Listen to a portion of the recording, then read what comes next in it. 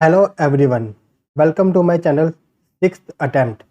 आज हम बात करेंगे स्टाफ सिलेक्शन कमीशन के Combined Graduate Level that is CGL examination के बारे में।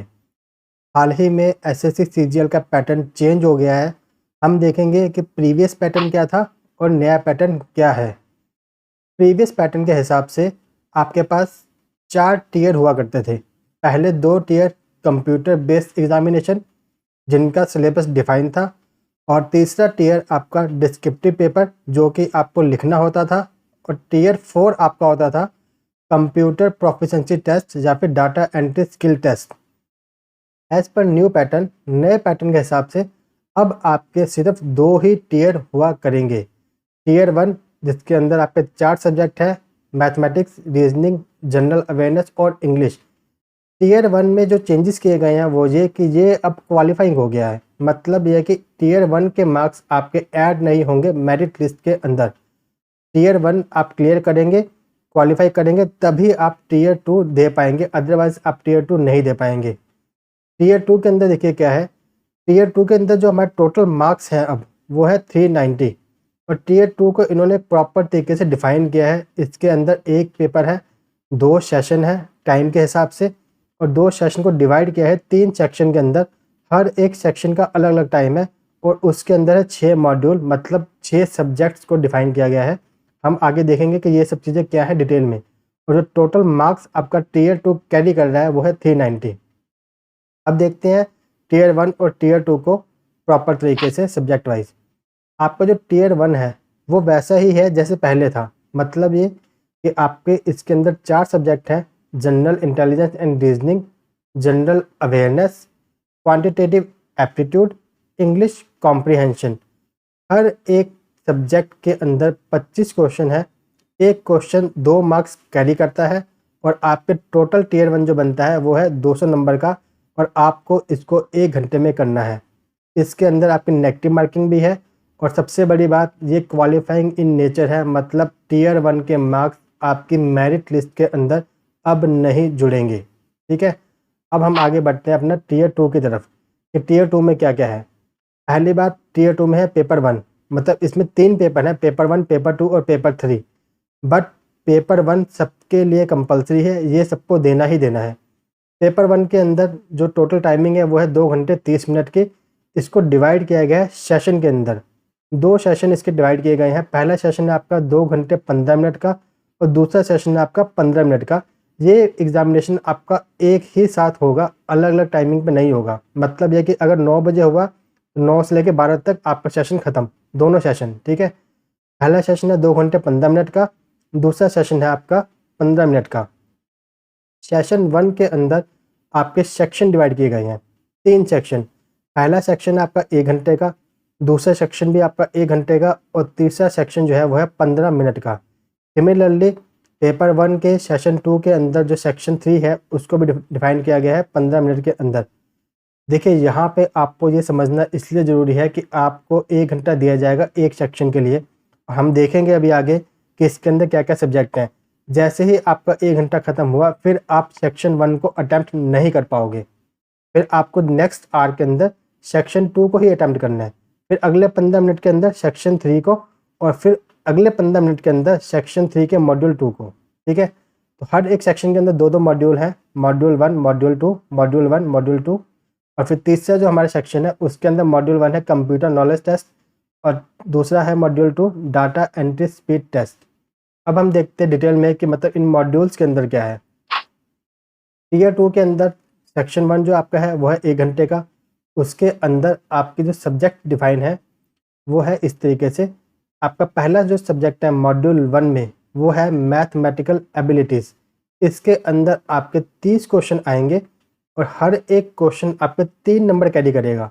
मतलब यह है कि आपका जो मैथ है वो आएगा 90 नंबर का। सिमिलरली सेक्शन 1 का जो मॉड्यूल 2 है वो है रीजनिंग एंड जनरल इंटेलिजेंस।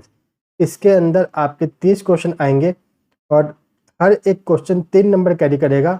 आपके ये भी बनेंगे 90 नंबर के। देखिए यहाँ पे ये बात मैंने पहले भी बताई है, दोबारा रिपीट कर रहा हूँ।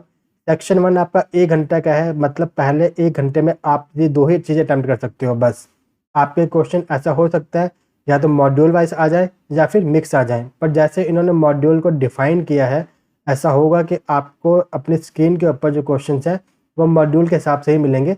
मतलब पहले 1 घंटे के अंदर आप मॉड्यूल 1 और मॉड्यूल 2 में स्विच कर सकते हैं, लेकिन आप करेंगे सिर्फ ये मॉड्यूल 1 और मॉड्यूल 2 ही। मतलब है कि आप मैथ और रीजनिंग ही कर पाएंगे पहले 1 घंटे के अंदर, आप आगे किसी और सब्जेक्ट के अंदर स्विच नहीं कर सकते, ठीक है।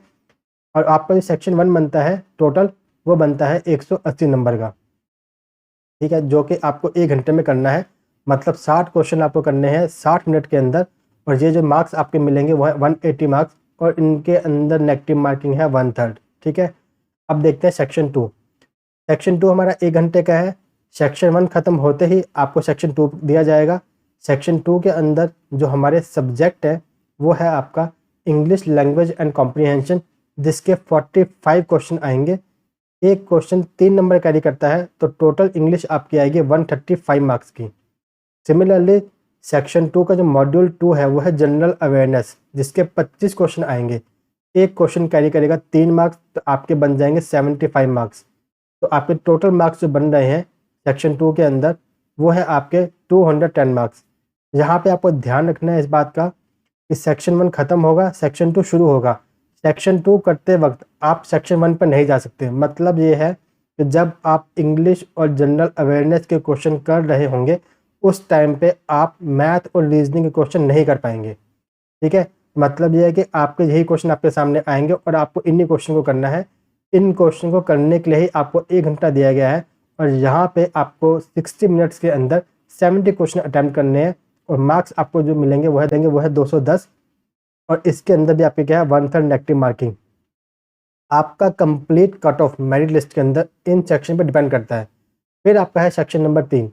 सेक्शन नंबर 3 आपका होगा 15 मिनट का। उसके अंदर आपके पास क्या है, एक सब्जेक्ट कंप्यूटर नॉलेज मॉड्यूल, जिसके 20 क्वेश्चन आएंगे, और हर एक क्वेश्चन आपका 3 नंबर कैरी करता है, जो कि 60 नंबर। यहाँ पे आपको इस बात का ध्यान देना ज़रूरी है कि ये सेक्शन आपका क्वालिफाइंग इन नेचर है। मतलब क्या है कि आपको इसको सिर्फ क्वालिफाई करना है। अगर क्वालिफाई करना है तो फिर मार्क्स क्यों दे रखे हैं, ये सोचने वाली बात है। ये मार्क्स इसलिए दे रखे हैं कि जब बच्चा अपना फॉर्म फिलअप करता है तो वो अपने पोस्ट की प्रेफरेंस देता है। तो अगर उसकी जो पोस्ट है उस पोस्ट के लिए कंप्यूटर नॉलेज की ज़रूरत है, तो उसके इन मार्क्स के हिसाब से उसके पोस्ट के प्रेफरेंस को कंसिडर किया जाएगा। सपोज कीजिए कि जो इसका मिनिमम क्वालिफाइंग स्टैंडर्ड है, जो कि हम आगे देखेंगे, आपके नंबर उससे ज़्यादा आते हैं, तो आपने जो पोस्ट भर रखी है उसके अंदर वो आपको हेल्प करेगा।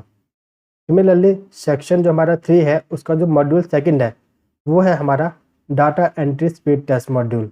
इसके अंदर सिर्फ आपको क्वालिफाई करना है। मतलब क्या है, इसके अंदर आपको 2000 वर्ड लिखने हैं 15 मिनट के अंदर। कितना एरर अलाउड है ये हम अभी आगे देखेंगे।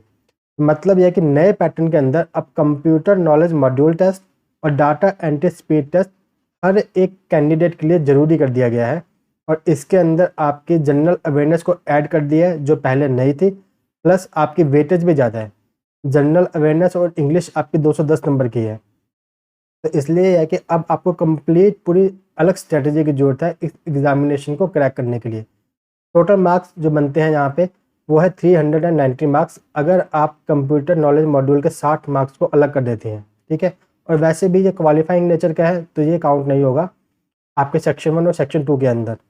अब देखते हैं आगे कि इसके बाद हमारे पास अब वो बच्चे जिन्होंने अपना टियर 1 क्वालिफाई किया है, बट उन्होंने अप्लाई कर रखा है स्टैटिस्टिकल ऑफिसर के पोस्ट के लिए या फिर ऑडिट ऑफिसर या अकाउंट ऑफिसर की पोस्ट के लिए। तो उस केस में क्या है, इनको अलग पेपर देना पड़ेगा एक एक। स्टैटिस्टिकल ऑफिसर वाला जो पर्सन है उसको देना पड़ेगा पेपर 2, जिसके अंदर उससे स्टैटिस्टिक्स के 100 क्वेश्चन पूछे जाएंगे 200 नंबर के 2 घंटे के टाइम में।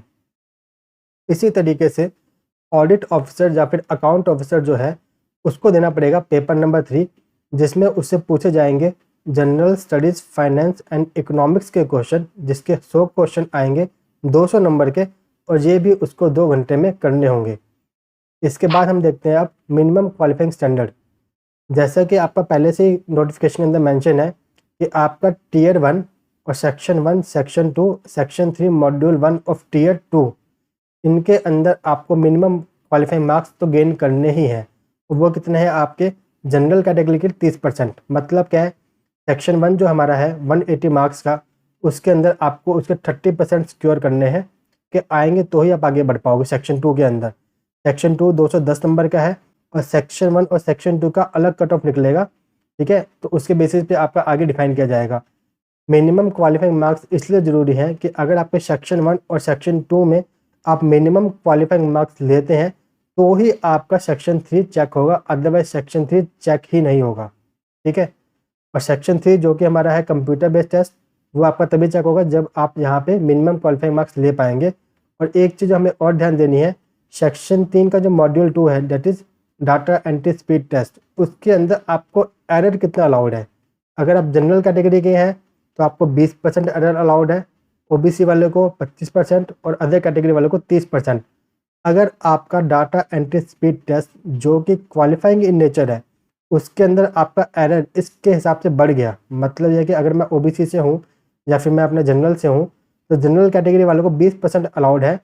अगर उसने 21% या 22% एरर कर दिए तो भी डिपेंडिंग कि उसने जितना मर्जी स्कोर किया हो सेक्शन 1 और सेक्शन 2 में, वो इस लिस्ट से बाहर निकल जाएगा, उसका मेरिट लिस्ट के अंदर नाम नहीं आएगा।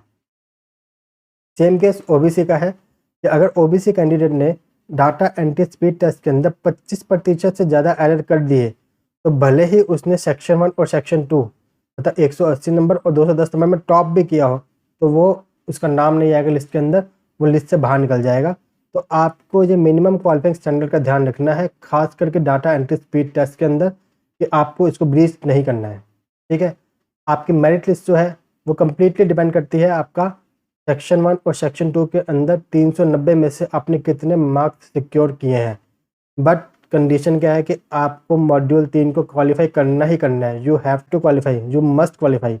और अब यहाँ पे ये चीज़ ध्यान देनी है कि आपका जो कंप्यूटर नॉलेज टेस्ट है और डाटा एंट्री स्पीड टेस्ट है, इन दोनों टेस्ट के बेसिस पे आप जितना अच्छा परफॉर्म करेंगे, आपने जो पोस्ट भरी है आपको उतनी अच्छी पोस्ट मिलेगी, डिपेंडिंग कि उन पोस्ट के अंदर आपके सेक्शन 3 की रिक्वायरमेंट है, ठीक है।